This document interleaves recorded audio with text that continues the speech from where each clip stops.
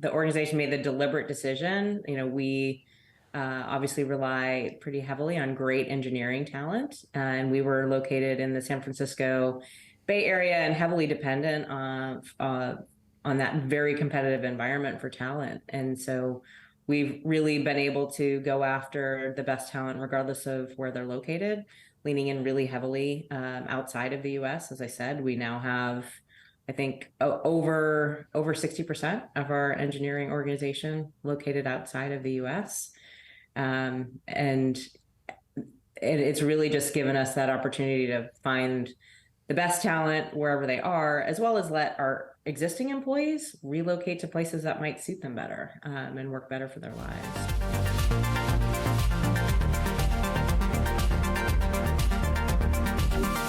Hi everyone, welcome back to the HR Leaders Podcast. On today's episode, I'm joined by Carmen Orr, who's the Chief People Officer at Yelp. During the episode, Carmen shares how Yelp are embracing a fully remote workforce, how being a people-first leader boosts employee engagement and retention, and how you can attract and retain talent during periods of transition. As always, before we jump into the video, make sure you hit the subscribe button, turn on the notification bell, and follow on your favorite podcast platform. With that being said, let's jump in. Carmen, welcome to the show. How are you? I'm doing great, Chris. It's great to be here. Nice. First question I ask all the guests is, have you actually read all of those books behind you, or are they just for show? Well, now I have to verify. I'm only joking. I want to say at least 90%. Yeah, I stopped doing that because my previous set, I had all these books behind me, and then guests would start asking me loads of questions. And I realized that actually half of the books I haven't even read. I was like, oh my God, because I get a lot of authors and like people on the show sending me books all the time. I was like, this is too much pressure to deal with all the time. I'm only joking. I bet you wasn't expecting that question. But before we jump in, tell everyone a little bit more about you personally and your journey to where we are today. Sure. Well, I am the Chief People Officer at Yelp, and I joined the organization back in January of this year, 2022. So just coming up on my 1-year anniversary. And I have been in human resources for, longer than I care to admit at this point. But I kind of think of my career in, I guess now what would be my third chapter. So I did a couple things early on in my career that mainly told me what I didn't want to do, kind of fell into human resources as I was in business school. And I took a job in marketing, actually, for a professional services consultancy in human resources, and ended up actually getting enamored with the work and falling in love with the work. And so that's Nice. how my career in HR was born. And I spent a decade learning the ropes at Home Depot, where I had the opportunity to do a lot of different things. Was just really fortunate to support a number of different areas of the business, both as a business partner and in various COEs. And from there, I spent another decade at eBay, where similarly, I continued to progress as a business partner, leading teams of business partners, as well as a number of the functional areas. And then about a year ago, got a call about this opportunity at Yelp, and I just knew that was the role for me, and I've just been having a blast over the last year. Nice. I feel like we've done, 600 episodes now? I think maybe 2 people actually chose HR as a career early on. I think everyone else found it along the way, as well. So it's really interesting how you started in marketing, then went into consulting, and then here. What would you say you learned from those other careers that really helped you in this role that you're in now? Yeah, I think that's a really interesting question. I got into marketing actually because I liked writing, and my dream was originally to either be a professor of Spanish literature. Oh, wow. Okay. Or yeah, very different, or an international journalist. So I got into, so I guess there's a storytelling element there, and then just also kind of an innate curiosity about like what makes people tick and what makes businesses work. So I think in terms of my earlier career opportunities, it was one, getting a fundamental understanding of business. I had a liberal arts degree, which taught me a lot of things about critical thinking. But I got out of school saying, okay, I really need some fluency in business. Yeah. So a couple early roles in finance helped with that. And then my short career in marketing, I thought really helped me hone the art of the narrative or the storytelling, which is really critically important, Yes. certainly for any business, but definitely in HR. 100%. And honestly, I feel like, after doing this for so long myself and having conversation, that's the area that a lot of the HR leaders struggle with. But how do I tell the story, right? It's one thing creating all these projects, initiatives, etc., but how you tell that story to your people and build a brand around those activities and programs that you put together so they're memorable and people can relate to them, especially during COVID, right? Where you're communicating, like over communicating and you're communicating to multiple countries, regions, cultures, etc. That became a really critical skill that you have to have. 100%, 100%. And I think oftentimes we are putting out so much and so many messages that we sort of forget, like, there's an employee in the center of this message, and what is it that she or he needs to know, and how do we make it simple for them? So yeah, I think that's absolutely critical, that context. So why Yelp? What attracted you to the business?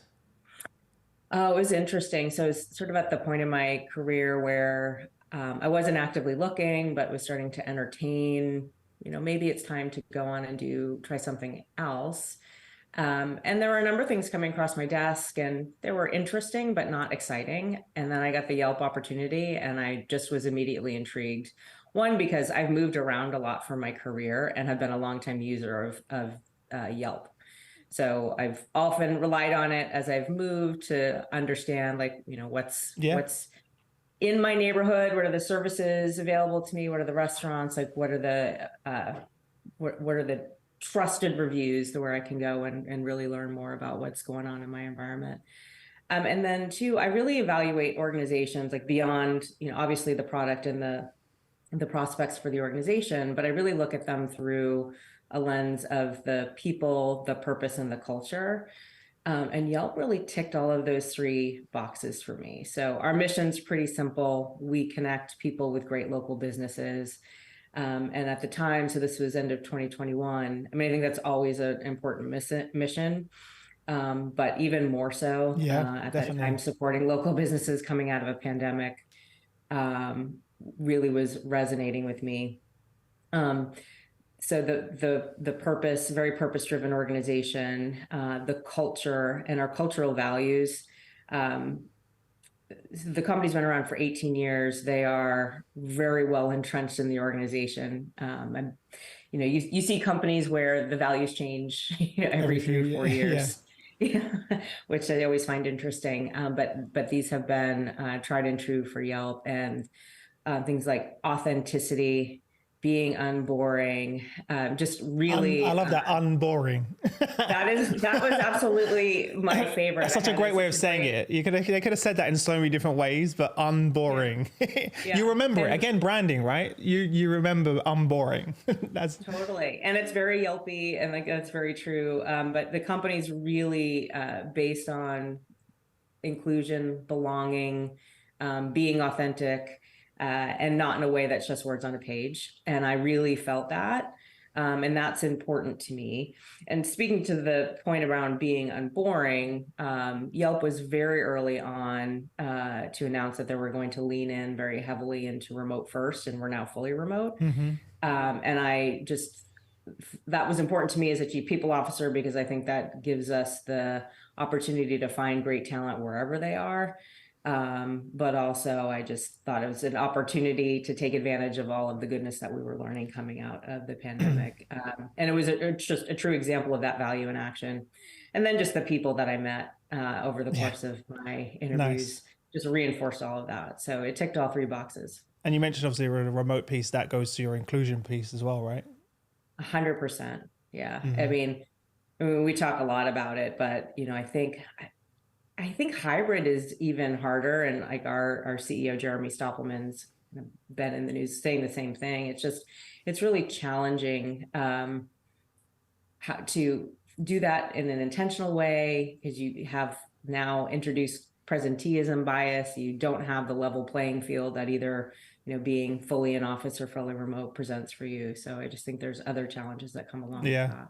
So are you still keeping, you still have offices that you're keeping open and then people can come if they want? What's the setup? Yeah, we do, but we're reducing our office footprint. So a few months ago, we announced that we were closing three of our more underutilized offices. Um, Prior to the pandemic, we were heavily concentrated around our 8 office locations. Mm-hmm. We now have employees in all 50 states. Prior to the pandemic, we were 97% in the US, and we're now over 20% outside of the Wow. US. Already. So we've really become much more distributed.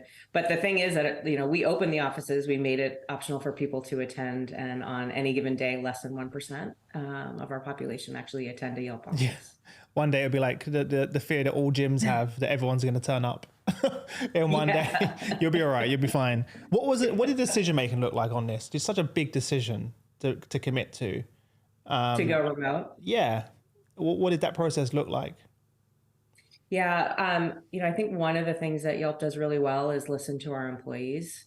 So it was really a bunch of active listening to our employees, understanding what was working from their perspective. Mm-hmm. So we did employee sentiment surveys, and the last survey in February, 86% of our employees told us, they'd rather be working remotely.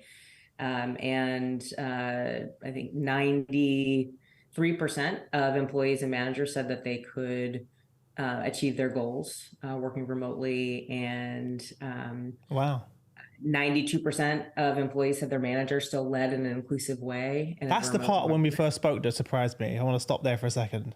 Yeah. I was really surprised by that, by that number. Yeah, it's amazing. And we just did another manager effectiveness survey and just released the results this last week. One, it was amazing, right? So we've been in this remote environment for a long time. We had a 91% manager effectiveness score, which is up from 2021 when we last did this. And inclusion again was over the 90%. What are you doing differently with your managers than others? Because I've not heard any companies that are having that type of success. I think I think part of it is about the culture that we have at Yelp. Mm-hmm. And it is a very human-centric culture. We asked a lot of questions on this particular survey because we're trying to understand how to continue to evolve leadership development at Yelp. Mm-hmm. Every single manager who answered the survey agreed that empathy was a important part of their role. Wow. So, I think it's about the people that we attract and the culture that we create. And then, we also are deliberate about the ways that we're trying to develop our leaders to lead inclusively. And it's just such a part of our ongoing narrative and expectations that's the people we attract and that's the people that we retain. Yeah. I just wanted to mention, like on your other point, so the employee about how we made the decision for remote. So the employee listening was critical, but the other critical piece was business results. So, it's one thing if the employees say, hey, we like it, but business results aren't there. We have, I think now at this point, beat consensus estimates for revenue 11 quarters in a row. Last year was so it's good business. It's good business too. Yeah, exactly. Yeah. So you got those two components, and it's hard to argue with those results. It's so interesting you mentioned your managers talk about empathy because, only a couple of years ago, no one even spoke about, leading with empathy wasn't even something we spoke about, right? There was, a small population of people talking about it. And, these soft skills, which we now people are calling power skills, are becoming more and more important, right? But I can certainly say when I became a manager, leading with empathy wasn't even in the list of or it was almost you get an eye roll, right? It's not only that it wasn't in the list, it just wasn't. I was told by my boss, they're not your friends, they're your employees. Stop sharing your personal, feelings, thoughts, etc. And I was like, wait a minute, so you expect me to be with these people every day, model my own family, but not build a relationship and be vulnerable and care? Yeah. Well, isn't that fascinating? It's like just bifurcate these two different parts of your person. Yeah. Yeah. Well, that goes back to your culture, right? Because again, if you create that culture and that psychological safety and you're hiring those people that demonstrate those, then that's already half the battle. Yes, you need to still continue to nurture those behaviors and set up the right systems and processes to reward that. But if you're already hiring in the right people into that culture, that's already a big part along the way, right? Because this is who we are. This is what it means to work here Exactly. as well. That's a big part of it. What about yourself personally? How has it been you leading as a HR leader in this environment with your team and delivering in this way? It was, I was really curious to go through the hiring process because I went through the whole hiring process remotely and had been doing it in my previous organization. So I was curious what it would feel like on the other side to go through the process and onboard remotely. I thought the process itself was great. Like I was worried, like, what am I going to miss from an interpersonal connection standpoint? One, I just thought it was much more expeditious. Two, I was able to talk to a lot more people more quickly, and I found that through my onboarding process as well. So if I kind of think back to what it would have been like before, it would have taken me some time because you'd have to get on a plane and fly around to the different offices and meet people, and that could take a period of months. Whereas being able to just jump on a Zoom link or Zoom call, I was able to quickly get the breadth and get out and meet people. So in a lot of ways, I think it accelerated my onboarding. And then, I think one of the interesting things too is, like, I've worked for large global companies for most of my career and led global teams. So a lot of us have been doing this for a long time. Anyway, because you had a global team, which you were not seeing in the office every day anyway. Okay. Interesting. Right. And then I think, so in some ways we talk about this like it's completely new and novel, which there are definitely dimensions where it is, but there are also things that we've been doing for a very long time that we have learnings from. Yeah. A lot of times I find it's mainly like the leadership team, like a lot of the CEOs, CFOs, they're like, we need our HR team in the office. Our HR team has to be here in the office. Not because, but there are no employees to talk to. Yeah, I know, but even then, I'm still speaking in private with your peers who are like, Chris, between me and you, literally, I have a global team, like you're saying. We connect anyway at different times, etc. I'm going in just because the leadership team says that HR has to be present in the building, right? Yeah. I'm hearing that a lot from big companies that we all know and trust. Well, and that's so frustrating from an employee standpoint, whether you're in HR or not. And yes. I'm hearing that from a lot of people too. It's like, well, I sit at home and I'm comfortable and I can do, the other things. I don't have the commute time. I can squeeze in time for, my family or to take care of my health or whatever else is important to me. But you want me to go into an office and sit there on a Zoom call when, I'm not really connecting with anyone because no one else is there that I work with. Yeah. When you do it that way, in an arbitrary way, I just think that really disengages people. And there are companies I think that are doing this well. And we still think that like there is a reason and a purpose for intentional in-person collaboration. So we have like our approach to that is called what we call IRL events, in real life events. And so we'll bring, I'm just going to call it on average. By the way, again, I love the fact you built a brand around it, IRL. Like it's a small detail, but such an important one. We have a great culture team who are very focused and deliberate about this stuff.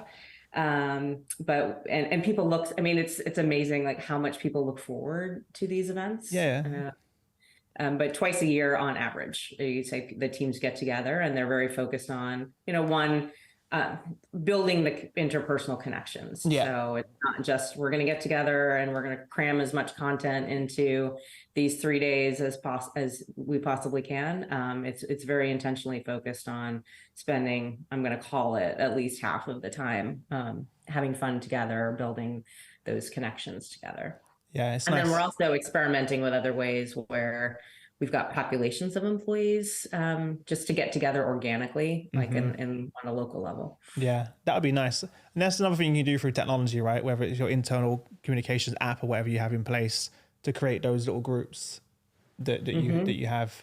Yeah, we've got a number of city-based groups where people can chat, and then also our employee resource groups and Yes. other interest groups as well. Yeah. Create a lot of those connections. I Yeah. feel like, do you find that like now you're going fully remote, that the employee resource groups become even more important as like a stickiness, like the glue that keeps the conversations going? Because you don't have those sort of hallway conversations or the interactions where you might just bump into someone who's also loves cycling or also loves pets, whereas like the employee resource groups, they can play a bigger role in many ways of bringing different people from different diverse backgrounds or interests together. Does that make sense? Yeah, it does.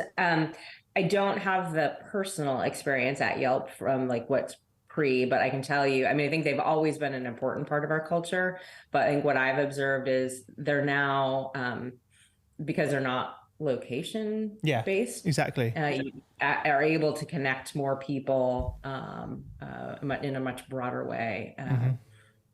And give them a different way to bring what's important to them to the workplace. Yeah. You mentioned earlier in the beginning that like hybrid or fully remote is hard. And I think it's harder than either all in the office or out. Like it's tough. I'm still struggling to make it work. I have half my team half in the office and then half remote. And I'm still struggling to manage it and make sure I'm inclusive and make sure people feel they're included in conversations, etc. As well. What would you say is the biggest challenge you've had to overcome or are overcoming so far on this journey? From a remote standpoint? Yeah, like going from in office based or hybrid to fully remote. I just think everything, like you can't keep the same assumptions about what works, right? So you have to reimagine almost every experience and look at every experience from that new vantage point. So I'd say that's the one thing. There's like just a whole lot of redesign for experiences and willingness to kind of learn and to iterate. And I guess the other thing that we've had to be very deliberate about is like both from a remote standpoint, but also going to a more globally dispersed organization is just the amount of, I know we're not the only company struggling with this, but the number of meetings, the meeting fatigue, and then the stretching out across time zones. So that in order to help people preserve, I don't like to call it work-life balance, right? But like the right work-life blend. Yeah, blend. That's a good one too.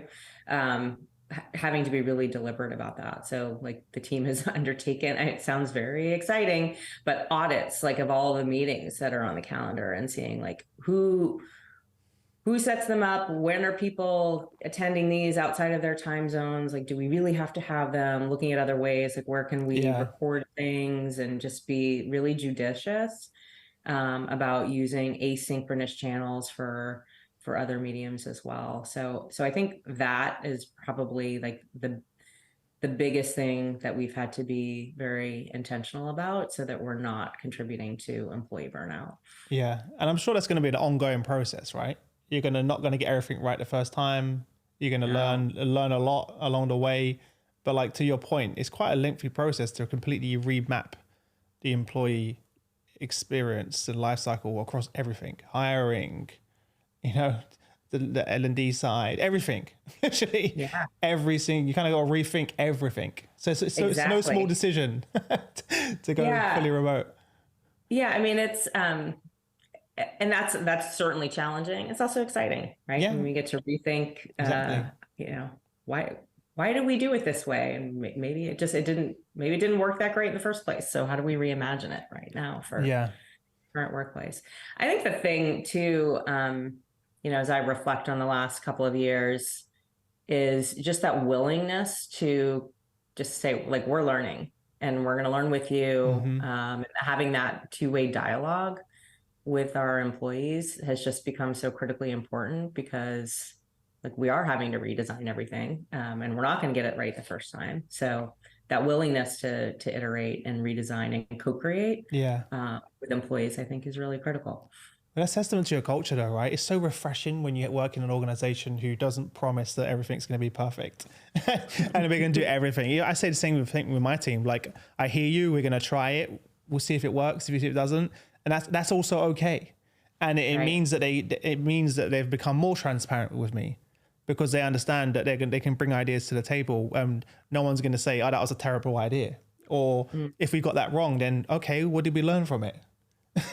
and do that, and it can become so much a nicer environment to be in, Yeah. you know, where you can just I think it would let you react faster too, because if you're worried about getting it right, you're just gonna sit around and tinker forever, and then people just get frustrated because you're not releasing anything. So. Yeah, you're right. Like during the pandemic, that was for us like the main competitive advantage, is that we could just pivot quickly and action on what we wanted rather than going through an entire process.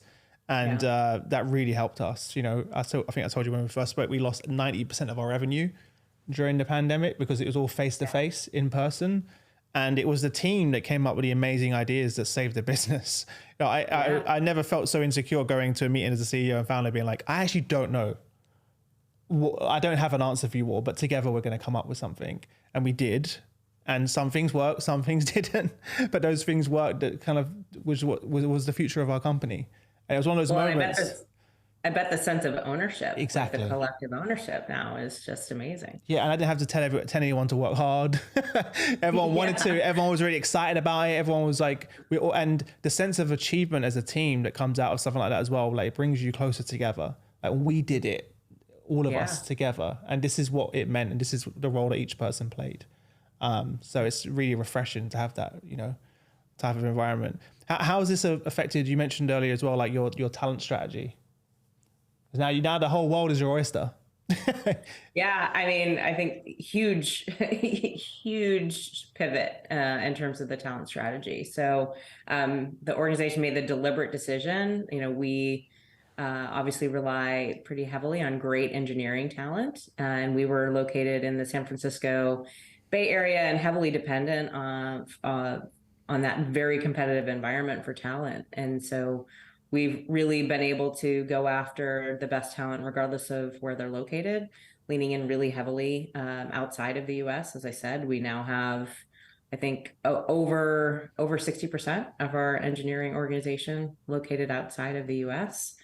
And it's really just given us that opportunity to find the best talent wherever they are, as well as let our existing employees relocate to places that might suit them better and work better for their lives. Mm-hmm. So, and I'm sure. Yeah, I mean, and then from a interesting, I actually can't remember who released this article, but it was in the last week or two. But just from a diversity standpoint too, I was about to say that, yeah.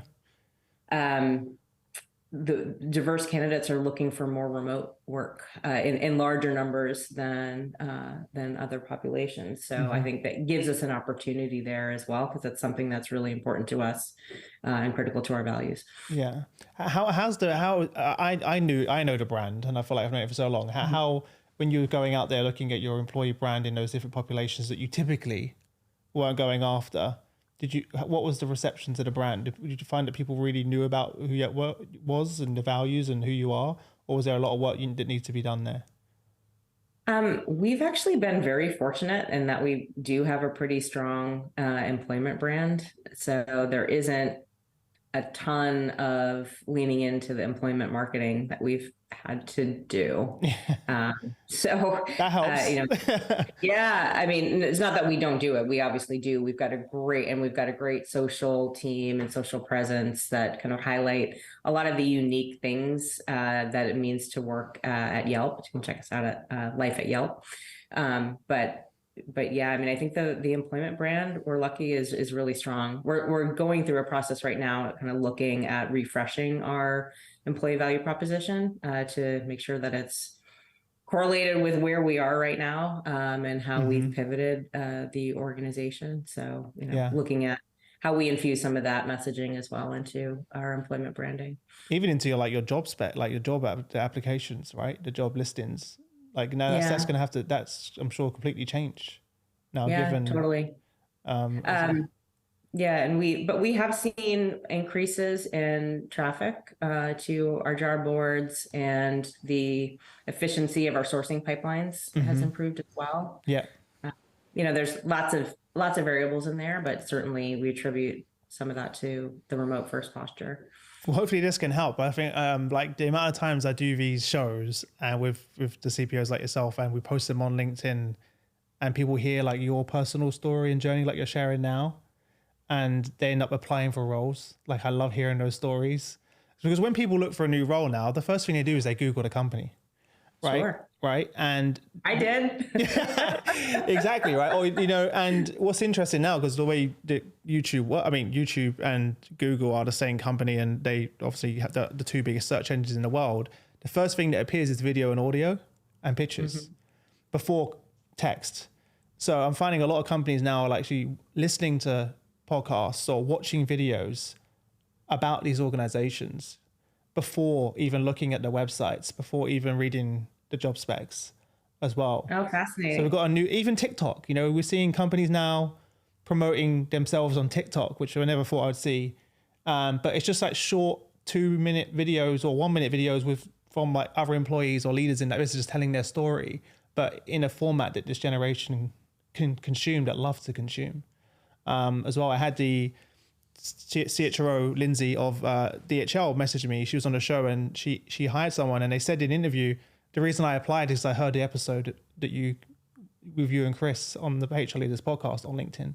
And she was like, I never thought that someone would say that. And it just shows you the power of content and employee brand. Like talking about marketing, right? That intersection of HR and marketing, I feel like it's coming closer and closer together as well. Well, if you're listening, check us out. We are hiring. Yeah, I think now your internal voice and your external voice have to match, right? As well. And I feel like from what I've seen and heard of your organization so far, even from just communicating with your team, is very much aligned. You know. Well, I'm glad. Yeah, I'm glad to hear you say that. I mean, that certainly was my experience in my interview process and part of my decision making, and I found it personally to be very true, and that's what our employees tell us.